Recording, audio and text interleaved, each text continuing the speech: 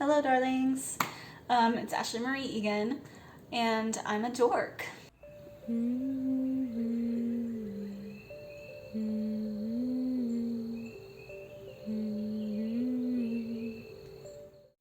you hear any noises, it's because this baby is sitting right next to me.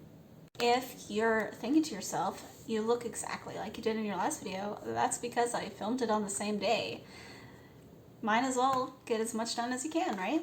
In today's video, we're going to be reviewing Drive Here and Devastate Me by Megan Falley. I'm not 100% sure that's how you say that, so I apologize if I'm wrong. So, Megan Falley is a queer femme touring spoken word artist and author. That's what it says on the back. And I read this poetry collection as a part of a poetry book club that I'm in with some other poets from Instagram. And we actually got together and we read some of our favorite pieces. And Megan Falley actually has on her website a writing prompt list to go with some of the poems. And so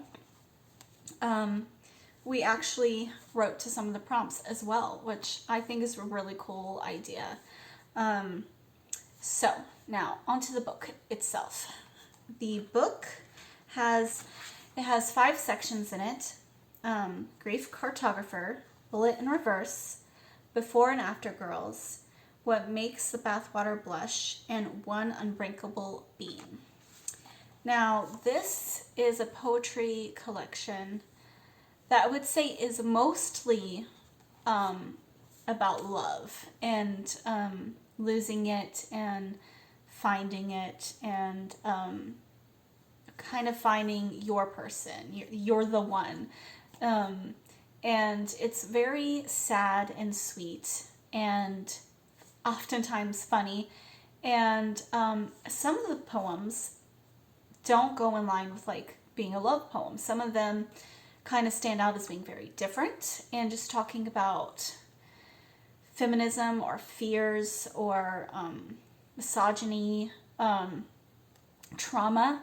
Some of the poems talk about the struggle with body image and weight, and I think it's actually very interesting. Some people might prefer a poetry book to be all one kind of thing, and some people might have preferred this book be all just love poems. But I think having that variety, you get like this shock sometimes when you're reading some of these poems. Like they can be shocking or unexpected. But I think it also, some of the work that is in here puts the love in perspective, because when it comes to life, everything we go through helps to shape us into who we are.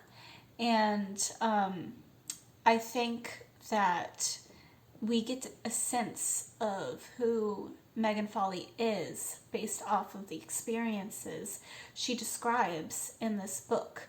You get a sense of what she's gone through and who she's lost along the way, and how all of this heartbreak and grief and trauma led her to being who she is now and led her to being who she's with now.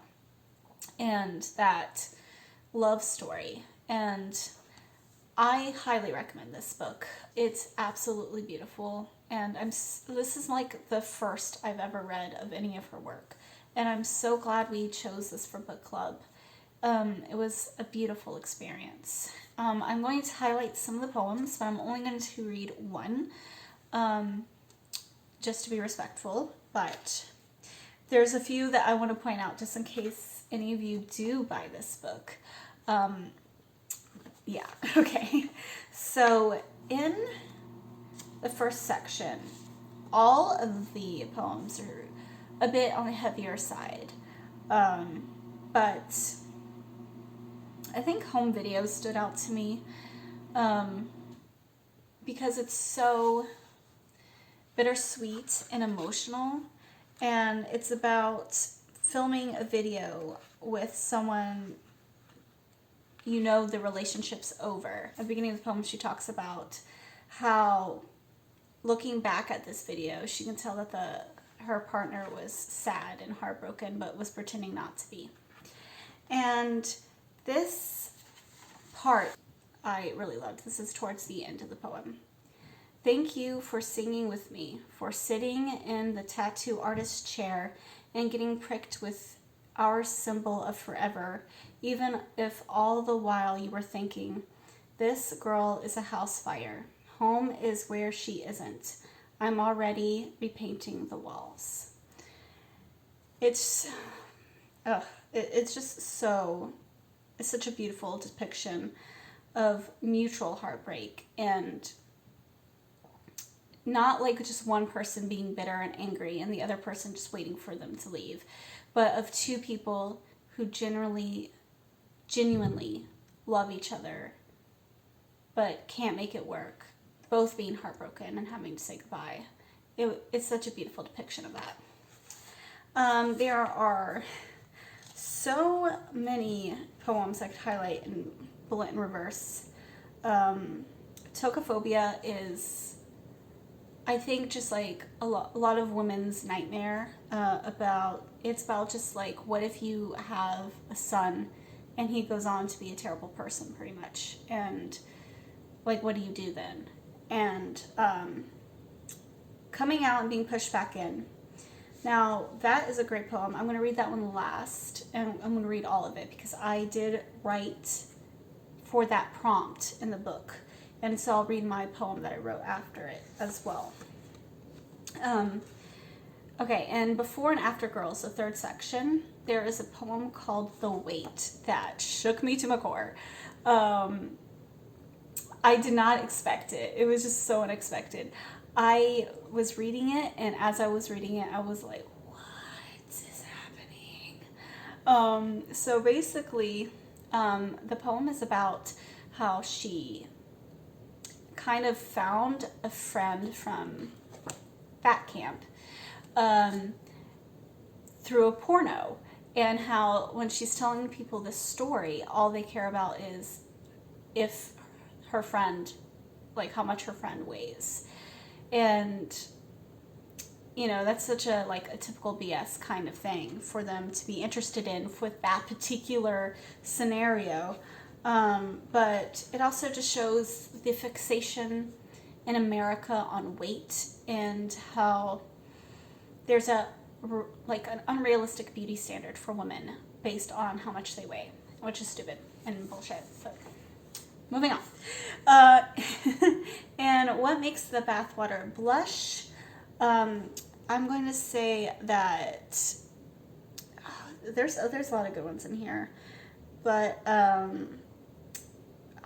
like Pancake a lot. It's just so sweet, and an ode to our age difference. That one speaks to me because my parents have an age difference, so I grew up with two people who genuinely love each other who have an age difference. My parents are 13 years apart, and you know, people can tend to make a big deal about that, but if you are a full adult, then just mind your own business. They're an adult. Let them do what they want to do and be together. What's it to you? You know? People just always be getting in each other's business. I can't even. And in the last section, One Unbreakable Bean, this is a great section. It only has 4 pieces, but they're very beautiful. And my favorite of the section is a student asks me how to make it as a writer, and I remind myself. I love that piece because I think writers have this kind of idea of what does it mean to be a writer? What does it mean to make it as a writer? And it's always like this blown up thing.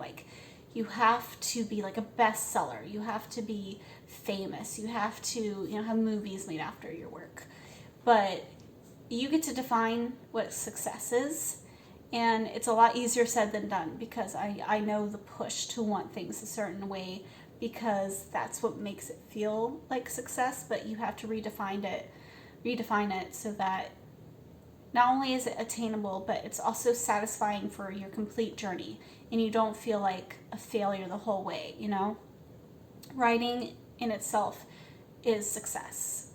A lot of people can't do it, and the fact that you can is already successful, you know?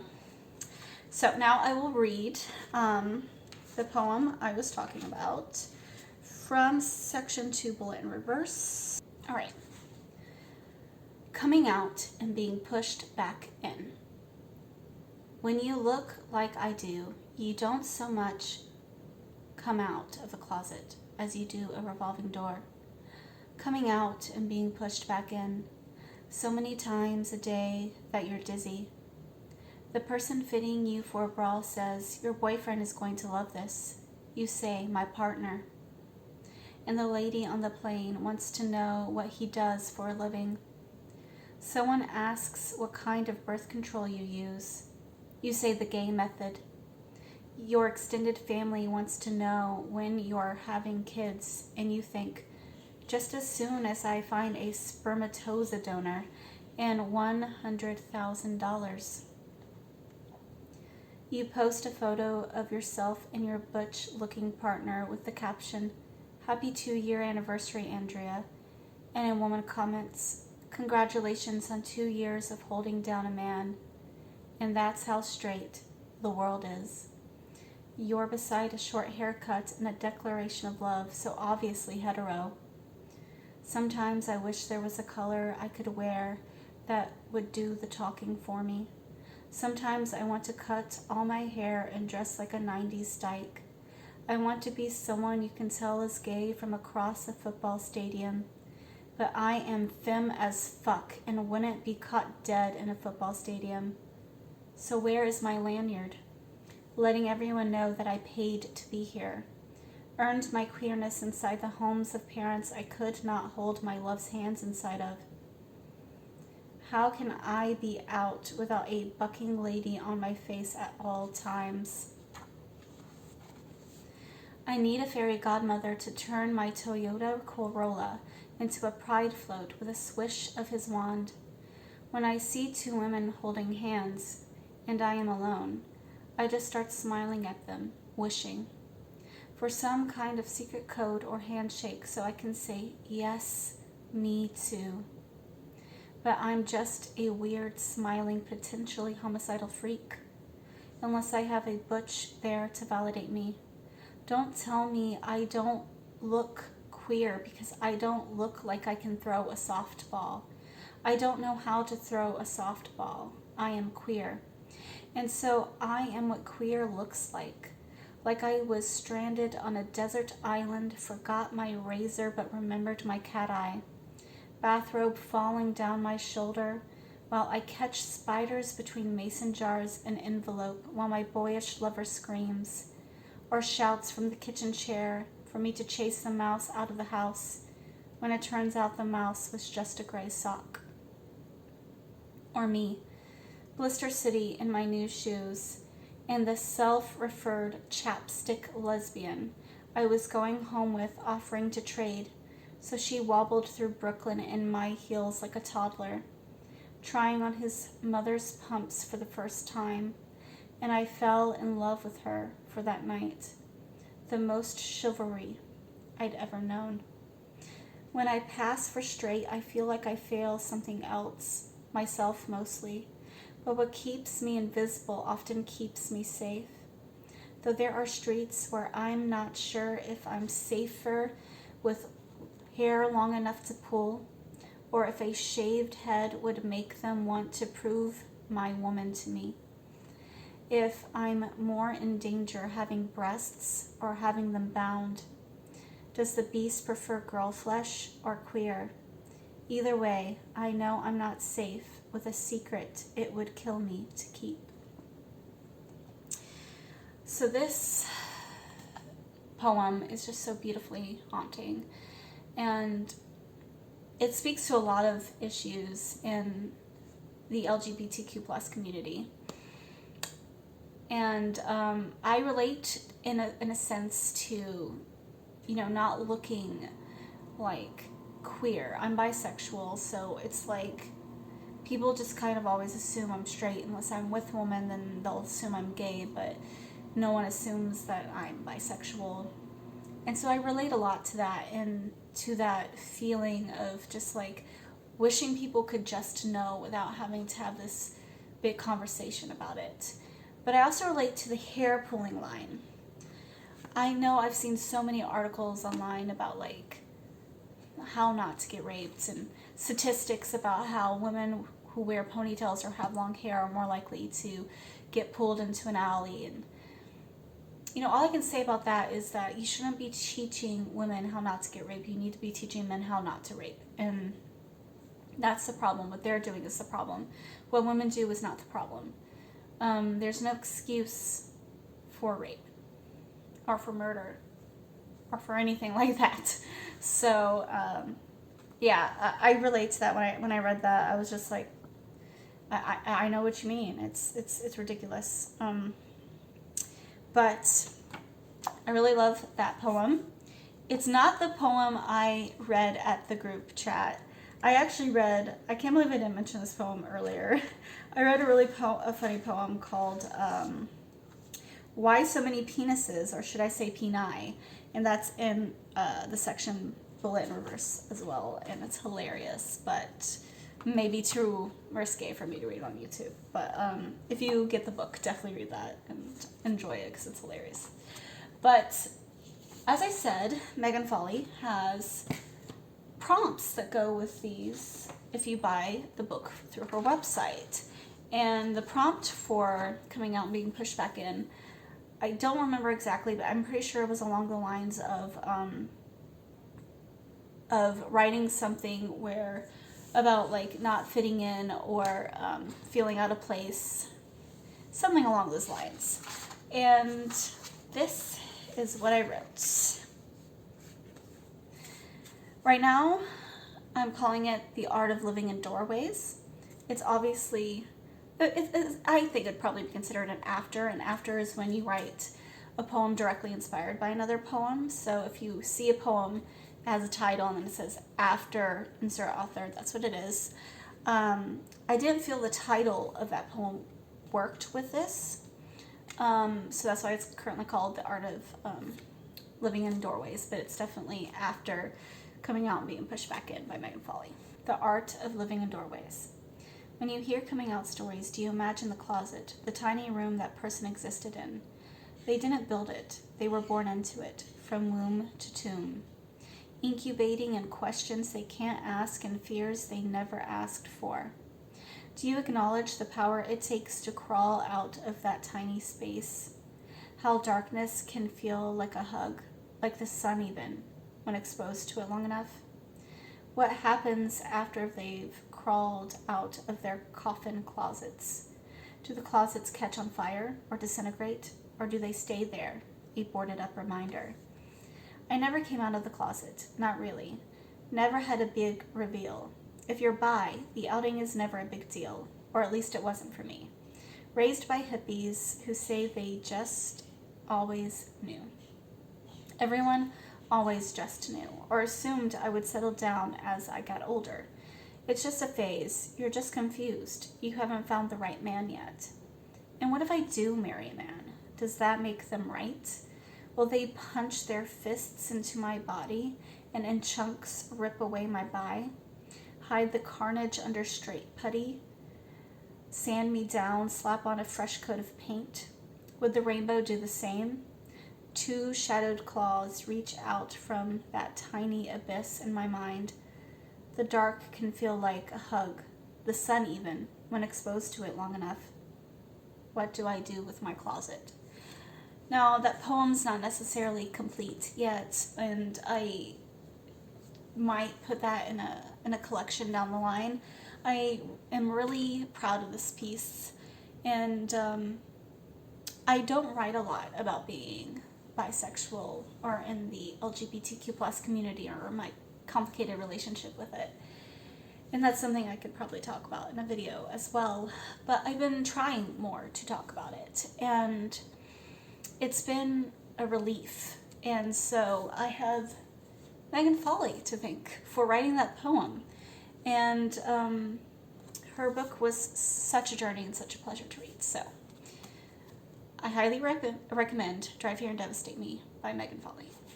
And that is my book review. I'm not used to reviewing books, so I'm sorry if that wasn't the best, but hopefully I'll get better at it as I go.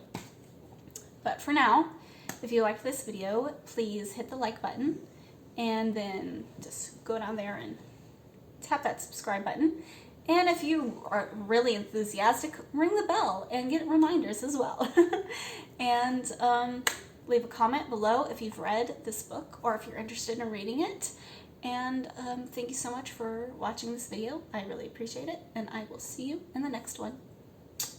Bye. What's new? And this part in particular, this is probably the most, like, I don't know,